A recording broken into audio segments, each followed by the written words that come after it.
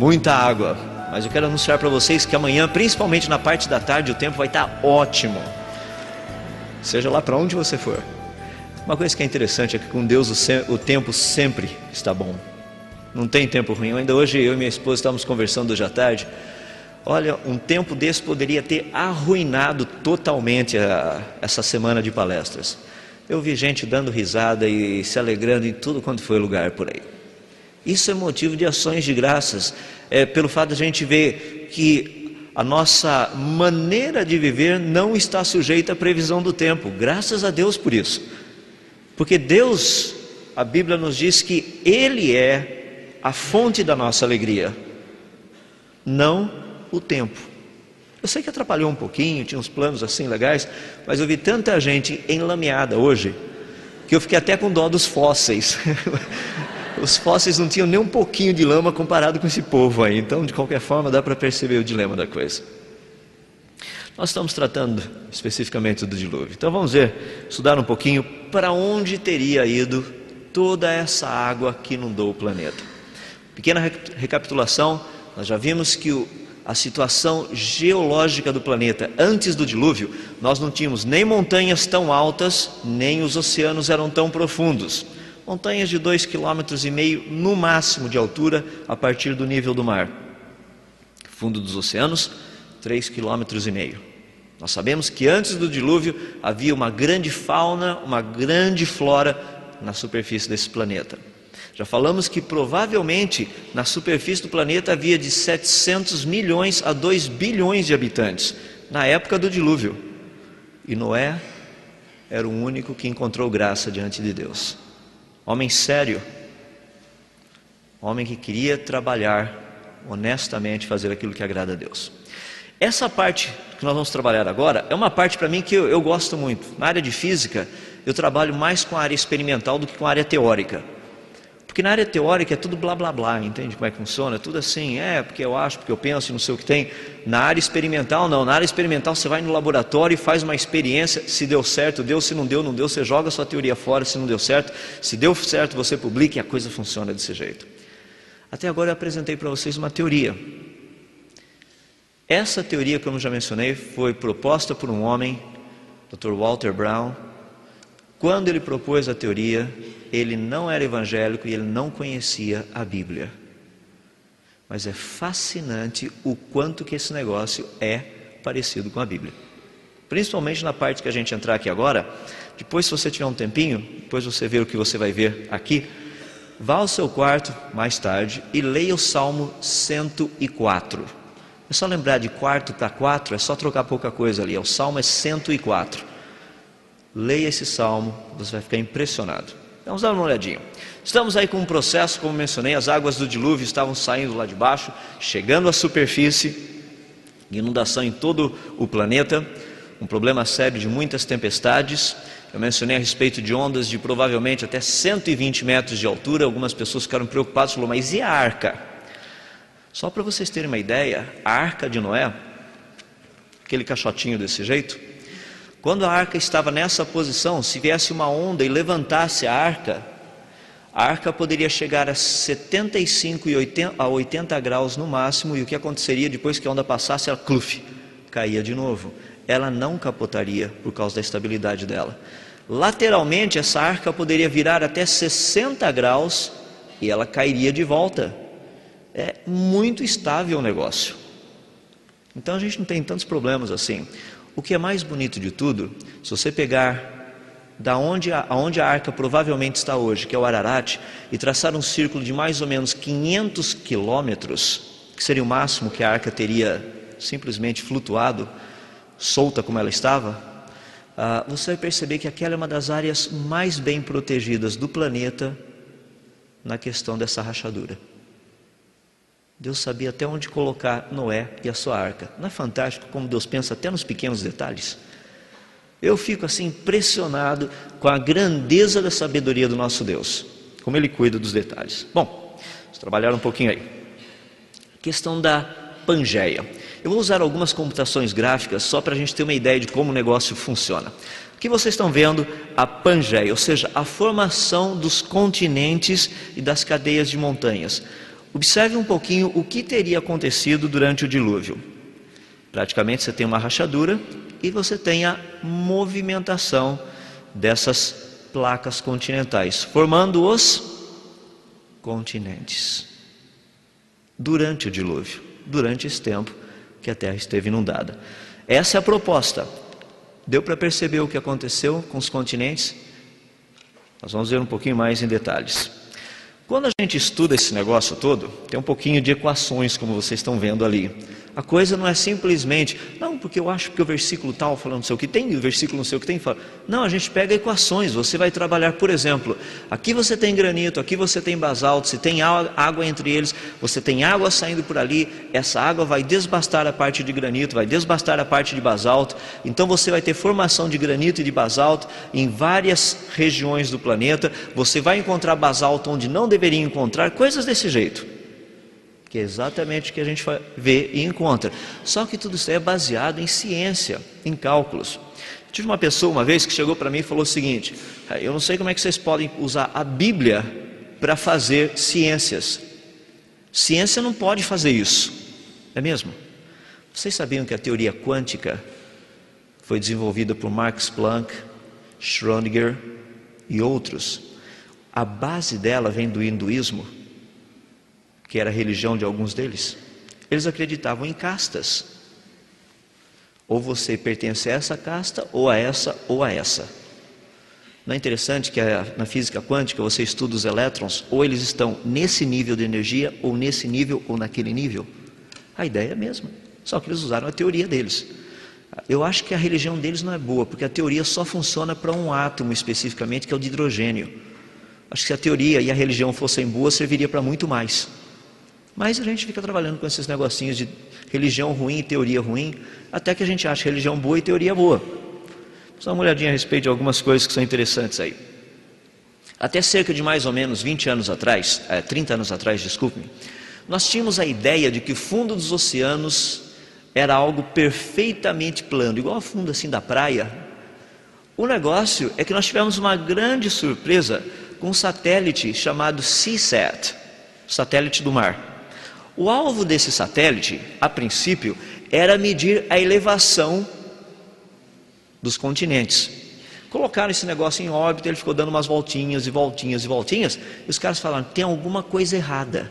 Quando ele passa em cima do oceano, o oceano não é certinho. Tem lugares no oceano que ele é mais alto, tem os lugares que ele é mais baixo. Você vai falar: é óbvio, isso é onda. Não, não é onda não. Por exemplo, as ilhas do Havaí, por causa da gravidade naquela região, fazem com que o Oceano Pacífico naquela área suba mais de 150 metros.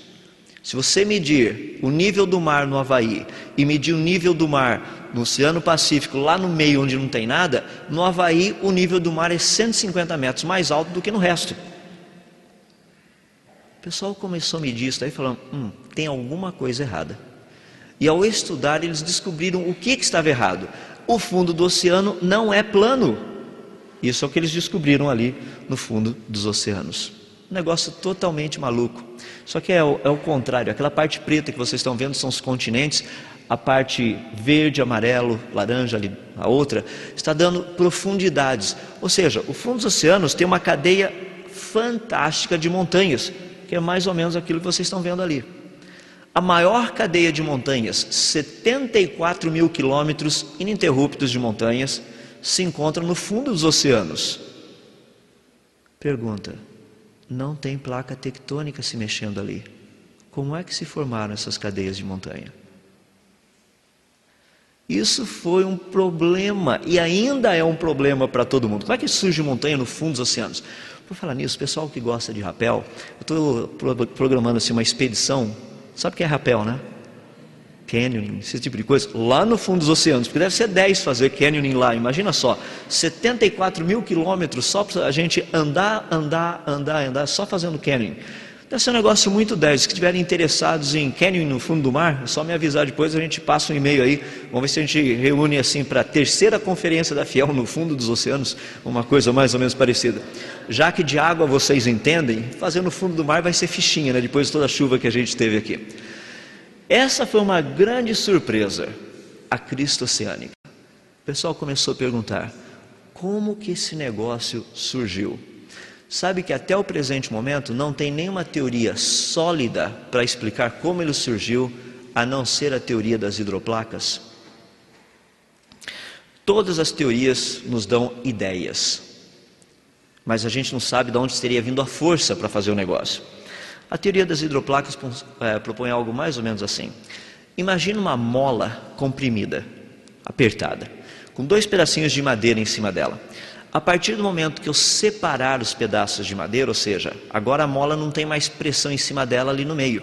O que aconteceria com essa mola? Ela faz aquela curvinha por causa da pressão dela. E se a gente fizesse isso no fundo dos oceanos? Em cima, agora embaixo d'água. Tudo embaixo d'água. Aqui vocês teriam do lado direito a África, do lado esquerdo a América. O que você tem é granito em cima, basalto embaixo. As placas de granito estão se separando. O basalto embaixo não tem mais pressão em cima dele. Aquela distância no meio é literalmente a rachadura, aonde a rachadura passou. Fez com que houvesse uma separação ali. Olha que coisa interessante que acontece com a rocha no fundo dos oceanos. Pelo fato da Terra ser redonda, ela apresentaria rachaduras latitudinais e longitudinais, ou seja, desse jeito e desse jeito, que é como vocês estão vendo ali. O que é fascinante nisso? Olha o fundo dos oceanos. É exatamente o que a gente vê no modelo computacional, é exatamente aquilo que a gente trabalha. Um dia, a África e a América já estiveram ligados, como a gente está vendo ali. Por onde passou a rachadura? Bem onde você está vendo a crista oceânica hoje. Ali foi o pontinho aonde essa rachadura toda passou. O pessoal fala: tá bom, mas uma rachadura? E esse negócio da água embaixo, água em cima, como é que teria ficado isso? A gente estuda isso também. Por exemplo, se a água estivesse lá embaixo, ela estivesse saindo, ela iria começar a remover um pedacinho da parte de cima, que é a parte do granito, e da parte de baixo, que é a parte do basalto. Olha que coisa interessante no gráfico que você tem ali à sua esquerda. A hora que essa água terminasse, o que aconteceria? Tchum! O negócio cai por causa da erosão, agora ele afunda.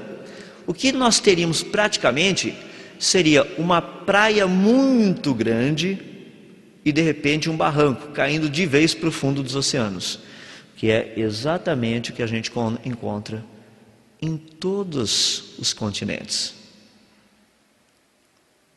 Não somente isso é interessante, porque as pessoas começam a perguntar: tá bom, mas e os continentes?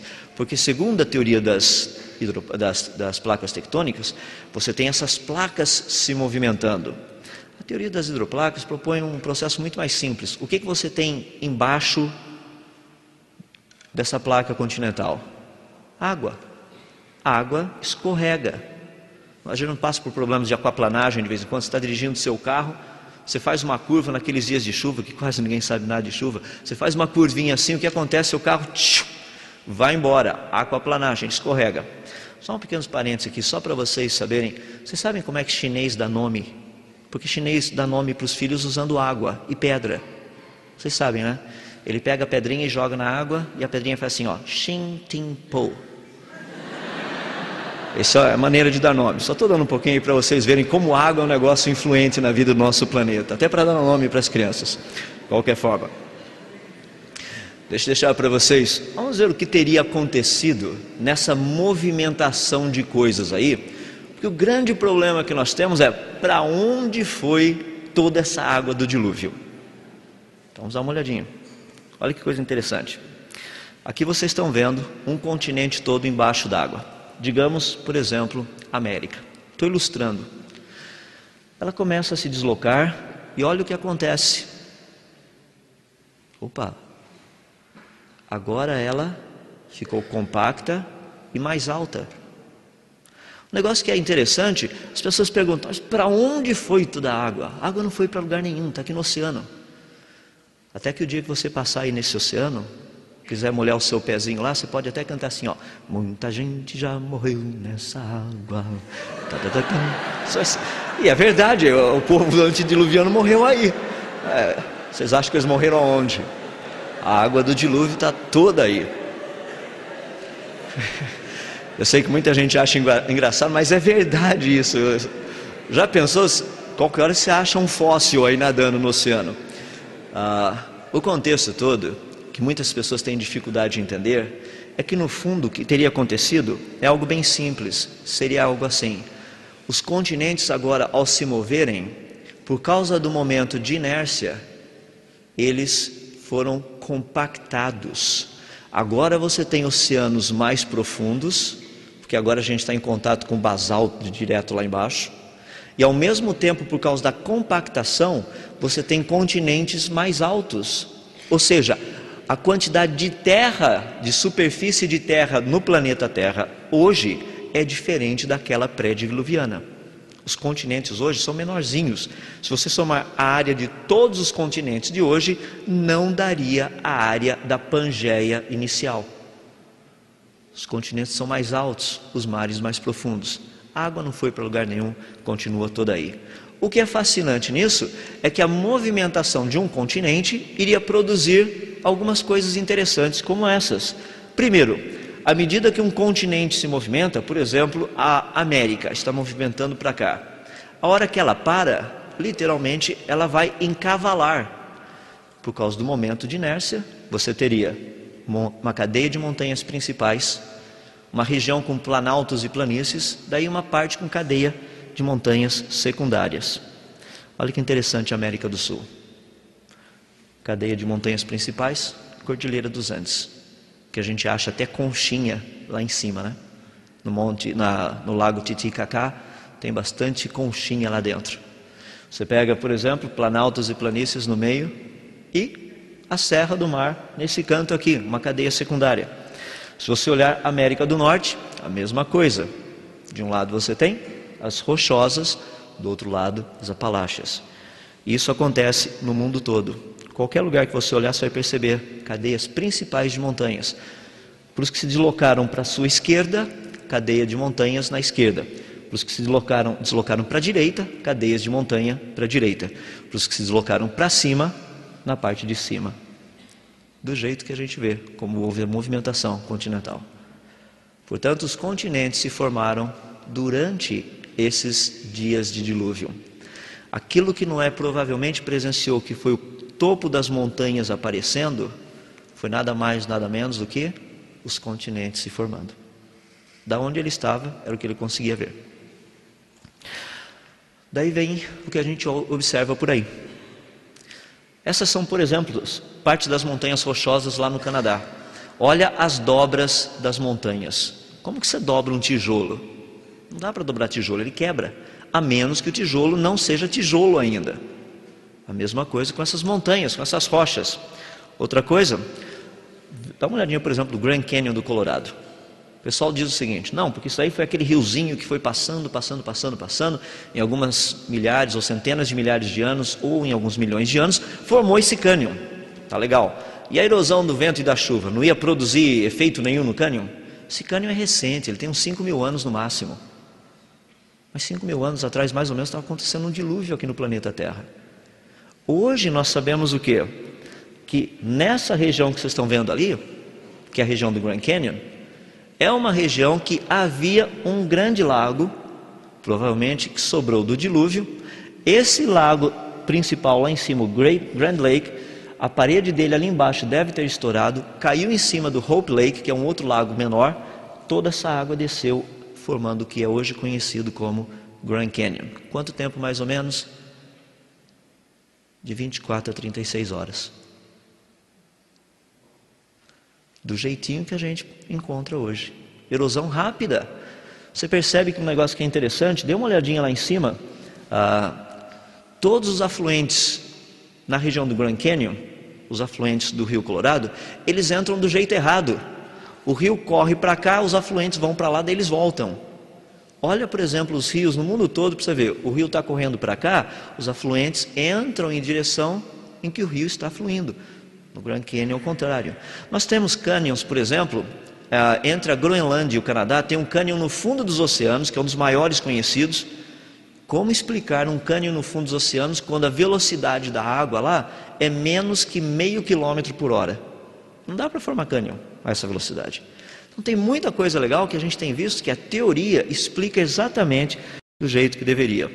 Não somente isso, como a formação do que a gente percebe aí desses cânions, coisas fantásticas. Dá para ter uma ideia que as árvorezinhas lá em cima têm 5 metros de altura, né? Dá para ter uma ideia do tamanho do buraco que foi cavado ali? Então é um negócio fascinante a respeito disso. Não somente isso, como um dilúvio universal teria produzido estratigrafia, ou seja, camadas em todo lugar desse planeta. Não é verdade que qualquer lugar que a gente vai, você encontra aquelas camadas de terra? Você passa na beira de uma estrada, cortaram um barranco para fazer a estrada. Olha ali assim, você vai ver umas camadas. Às vezes você está andando na beira da praia, perto de uns barrancos, você olha, camadas. A gente encontra isso no fundo dos oceanos, encontra nas cadeias de montanhas, em tudo quanto é lugar a gente encontra essas camadas.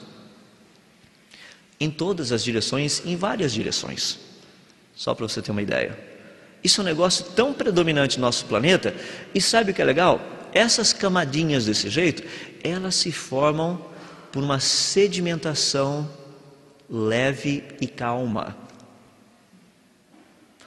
Aonde você encontraria uma sedimentação leve e calma? Você fala, não, no dilúvio tudo estava turbulento. Peraí, mas depois que o negócio aconteceu, a água ficou toda por aí, não ficou? Aquela lama e aquela montoeirada de sedimentos, todos em volta, misturados com a água. O que a gente tem 2 vezes por dia? A gente que está aqui do lado da praia. Maré alta, maré baixa. Maré alta, maré baixa. Isso é um negócio importante, a gente precisa estudar essas coisas aí para ver o que teria acontecido. Vamos ver esses resultados de uma forma mais específica. Agora, estamos e entramos na área da acomodação. Então, para onde foi toda a água do dilúvio? Está aí fora. Quem quiser tomar um banho na água do dilúvio, amanhã passe ali na praia, dê um mergulho, você fala para casa e fala, olha, a conferência foi 10, eu até tomei banho na água do dilúvio. Pode chegar lá e contar, pessoal, porque é verdade. É a aguinha do dilúvio que está aí fora, perto da gente. Vamos dar uma olhadinha hoje. Já mencionei aspectos geográficos, o quê? O Grand Canyon, um deles. Outro, as montanhas rochosas, tudo isso aí resultado. Estratigrafia, tudo isso o quê? Resultado. A crista oceânica, resultado. Todas essas coisas são resultados que nós vemos hoje do que aconteceu lá atrás. Mas tem alguns resultados que não são vistos assim facilmente. Por exemplo, as iedomas. As iedomas são umas coisas meio estranhas que você encontra muito na Sibéria. Você tem solo, você tem gelo, daí tem solo de novo em cima, daí tem gelo em cima disso. A hora que você vai perfurando. Já imaginou encontrar gelo embaixo da terra? É muito esquisito isso daí. Aqui tem alguns exemplos. Aquele cara que está mexendo ali, aquela iedoma que está ali embaixo, onde ele está perto, aquilo é um negocinho de gelo, e ela foi causada por vento e neve. Como explicar um negócio desse? A teoria do dilúvio nos explica isso aí. Uma outra coisa que é muito interessante é a formação das rochas calcárias. Sempre foi um problema sério para o pessoal. O pessoal da química, eu estou dando uma deixa para vocês, coloquei umas equaçõezinhas ali, porque tem muita gente triste, né? O pessoal da química vem para cá e fala, só ouvi de H2O, H2O. Então mudei um pouquinho, tem um pouquinho mais, olha, CaCO3, tem o CaL2SO2O8. Então tem umas coisinhas mais interessantes aí para você poder trabalhar também. Da onde teria vindo essa formação desse tipo de rocha? Uma água lá de baixo teria trazido esse material até a superfície. Teria produzido tudo aquilo que a gente conhece hoje aqui. O que é fascinante. Deixa-me dar uma ideia, que muitas pessoas têm dificuldade de entender o processo de fossilização. Como é que funcionam os fósseis? Ali você tem um peixinho, você fala, peixe, estou vendo uma rocha, tá bom, deixa eu melhorar um pouquinho. Então agora você consegue ver o peixe. Como que funcionaria? Primeiro, para você soterrar um peixe, o soterramento tem que ser rápido. Obviamente, para soterrar um peixe, ele tem que ser soterrado. Desculpe-me pela cacofonia aí. O problema que nós temos é, para você fossilizar um peixe, você teria que soterrá-lo rapidamente. Ele tem que ficar preso. O que iria acontecer com ele? Ele iria morrer por asfixia, porque peixe não respira na lama. Morte por asfixia. Aí tem um outro processo, que é um processo de mineralização, produzido pelo cálcio, pela sílica. O que é interessante é que um peixe, quando morre, ele libera amônia. A amônia causa a precipitação do cálcio. O pessoal da química conhece bem esse negócio, o pessoal da geologia também trabalha com esse negócio. Sabe o que é fascinante? Quanto tempo demoraria para se formar um fóssil de um peixe? De 24 a 36 horas. Só. As pessoas acham que fósseis demoraram milhões de anos para ser formados. Se demorar muito tempo, o animal se decompõe, a planta se decompõe, não tem nada para virar um fóssil. Tem que ser rápido, para poder guardar a forma e a estrutura. Esse é o processo de fossilização. Daí você pergunta, mas como seria possível ter tantos fósseis no planeta como nós vemos hoje? A quantidade é muito grande. Eu concordo que a quantidade é muito grande. A única maneira de explicar isso é o que o pessoal geralmente trata e fala, só poderia ser um dilúvio. E muitos dos evolucionistas hoje acreditam em vários dilúvios locais. Não num só local, tá? Em vários locais não ao mesmo tempo, em vários locais, não ao mesmo tempo. Só para você ter uma ideia, veja que coisa interessante, eu uso muito isso daí como ilustração, quando eu dou as palestras sobre fósseis. Aqui você tem o fóssil de algumas árvores. A primeira ali do lado, vocês estão percebendo, encontrado na Alemanha. Esse fóssil de árvore atravessa o equivalente a 7 milhões de anos geológicos. Já imaginou uma árvore ficando inteira ali 7 milhões de anos, sendo soterrada gradativamente e não ter morrido? Eu ia ficar sentado igual o Lhama ali fora hoje à tarde, olhando essa árvore ser soterrada. É impossível um negócio desse. No do meio aqui, deixa eu deixar bem claro, aquele negócio de amarelo e azul não é o fóssil é o pretinho ali do lado, só para esclarecimentos.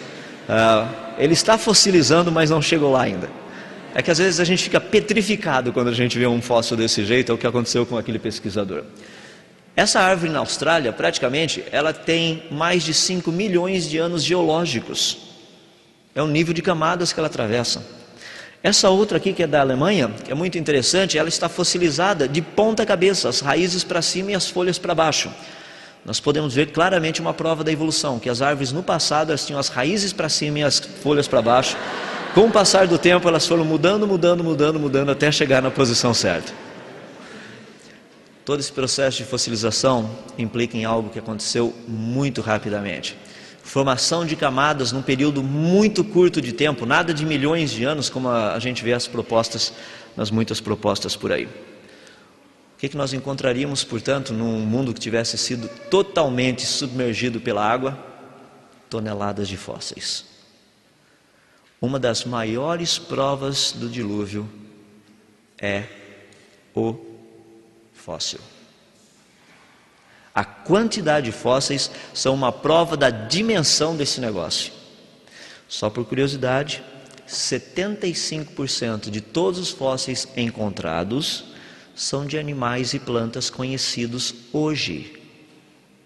Só 25% é de coisas que a gente não conhece ainda. Aos poucos a gente está descobrindo que alguns existem e estão vivos por aí ainda. Tem alguns que a gente não sabe. Mas 75% praticamente é de coisa conhecida.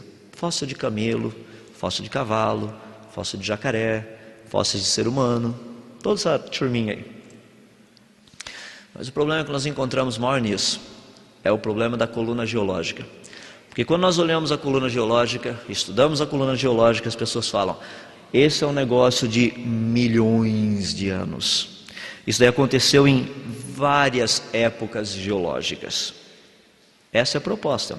Se bem que a coluna geológica não apareça completa em nenhum lugar do planeta, aonde ela aparece, mais de 50% das camadas estão faltando, e apenas de 15 a 20% de toda a superfície do planeta Terra, aonde ela aparece, só tem 1/3 das camadas na ordem certa, do jeito que a gente vê no livro. É um pequeno probleminha esse. Agora vê que coisa interessante. Tem uma equipe da Universidade de Cornell nos Estados Unidos, e alguns de vocês já me ouviram falando sobre isso. Eles desenvolveram um trabalho muito interessante, o trabalho do Dr. Leonard Brand. Ele pegou praticamente 2 galões de água, interligou esses galões com um cano. Num dos galões ele colocou água, no outro galão ele colocou apenas tipos diferentes de solo. areia, esse tipo de coisa. E o que ele fez foi produzir um tipo de movimento de uma balança. A ideia era simular o que teria acontecido durante o dilúvio de Gênesis, assumindo-se maré alta e maré baixa por um período de aproximadamente 330 dias.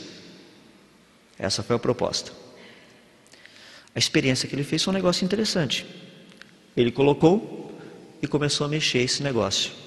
Resultado: estratigrafia. A mesma formação de camadas que a gente está habituado a ver aí fora. Ele deu um passo além disso. Ele pegou grupos diferentes de animais mortos, como vocês estão vendo, mamíferos, anfíbios, aves e répteis, todo esse negócio, animais de tamanhos diferentes, pesos diferentes, todo esse negócio misturado num tanque muito grande com água e lama, produzia um processo de compressão, descompressão, compressão, descompressão. Olha a ordem deles. No fundo do tanque ficaram os anfíbios, um pouquinho mais em cima os répteis, na parte superior mamíferos e aves. Ele descobriu que o posicionamento de animais dentro dessa montoeirada de lama e lodo era referente à densidade do animal e não ao peso do animal. Agora, o que é fascinante é que a gente já viu isso em alguns outros lugares por aí, né? Por exemplo, a coluna geológica. A mesma ordem, o mesmo jeitão. O que é fascinante, olha o que o dilúvio nos dá. Cientificamente falando.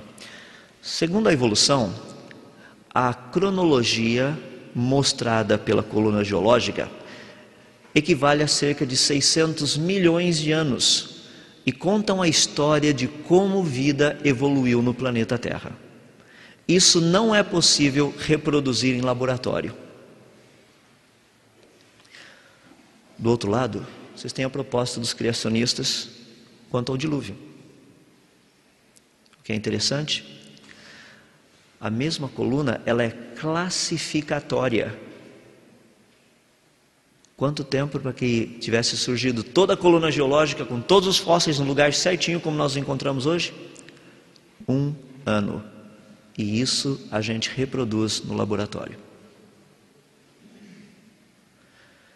Boa ciência, boa religião. Você procura as coisas e você as encontra. Eu fico assim tão impressionado, porque tudo isso que eu estou mostrando para vocês, todo esse trabalho foi feito por alguém, por uma equipe que quando começou, o pessoal, eles eram ateus. Eles não tinham a Bíblia como referência, eles tinham apenas evidências aí fora para olhar. Eles olharam, viram e falaram, deve ter acontecido isso, por causa disso isso aconteceu, e por causa disso isso então aconteceu. Foram olhando essa sequência de evidências e de acontecimentos, formaram todo esse negócio até que de repente alguém falou, peraí, isso daí está cheirando religião, isso daí parece até o dilúvio de Gênesis, do jeito que vocês estão colocando. Aí se deu a conversão do Dr. Walter Brown. Quando ele pegou para comparar, realmente aquele negócio que ele tinha estudado, desenvolvido e criado, falou, peraí, isso aí já tem? A ideia não era original, né? Estava na Bíblia. Ele apenas seguiu passos para ver o que tinha acontecido. Chegou a essa conclusão. Muito interessante quando a gente olha tudo isso. Gostaria de dar uma lição para vocês, deixar uma lição para vocês, que está relacionado com os fósseis. Eu gosto muito de fósseis. Eu tenho vários fósseis de peixe lá em casa. Para ser bem sincero, o único jeito que eu gosto de peixe é fossilizado. Não gosto de peixe empanado, esse negócio de peixe frito. Eu gosto de peixe fossilizado, fica bem legal, não tem cheiro, não tem nada disso. Acho 10 a coisa. O que eu acho fascinante a respeito dos fósseis é que Deus deixou marcado na rocha o quanto Ele se desagrada do pecado. Deus diz, farei cessar toda essa inimizade que existe entre vocês e a minha pessoa. E vou deixar isso escrito na rocha. E ficou escrito. Ficou escrito para que hoje nós soubéssemos e entendêssemos. Gostaria de terminar com um pensamento para vocês, a respeito de tudo isso que nós vemos do dilúvio. Você fala, puxa, mas essa é uma história triste. Uma história de uma humanidade inteirinha perecendo. O que tinham a ver os animais com tudo isso? O que tinha a ver? Nossa, mas esse Deus realmente A Bíblia nos diz que Deus criou todas as coisas para o louvor da sua glória. Todas elas. O livro de Salmo nos diz que Ele criou até o ímpio para o dia da calamidade.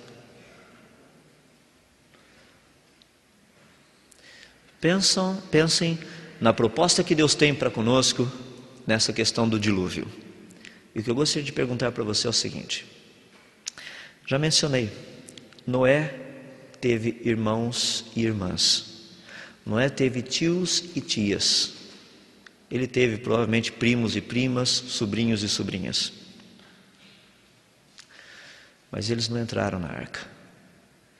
Apenas Noé e sua família. Noé, sua esposa, seus 3 filhos e suas 3 noras. A minha pergunta é: se hoje um dilúvio estivesse acontecendo, ou fosse proposto, você entraria na arca?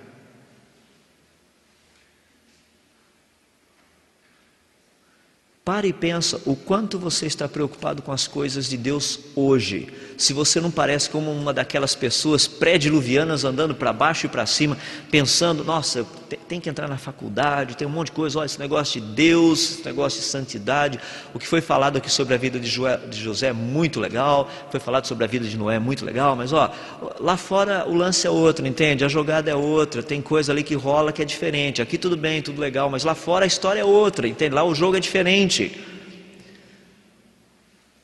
Eu te garanto que se a sua atitude é essa, você seria exatamente igual àquele pessoal que ficou do lado de fora da arca e que hoje nós temos o prazer de estudar os seus fósseis.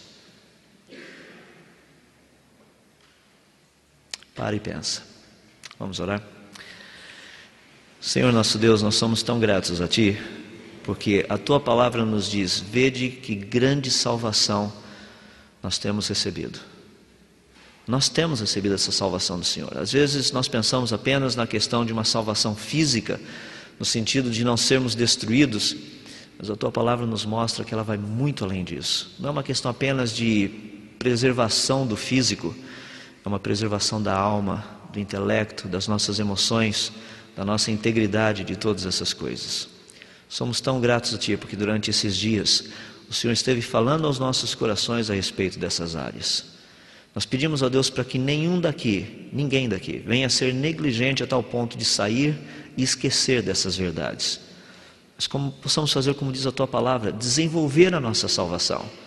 Desenvolver essas coisas que aqui o Senhor nos ensinou. Nós não sabemos o que o futuro tem preparado para nós. O Senhor sabe. Porque o Senhor disse que cada um dos nossos dias foi escrito e determinado. O Senhor sabe exatamente o que vai acontecer daqui 24 horas, daqui 1 ano, daqui 100 anos, até o final da história. O Senhor já sabe cada evento. Nós não.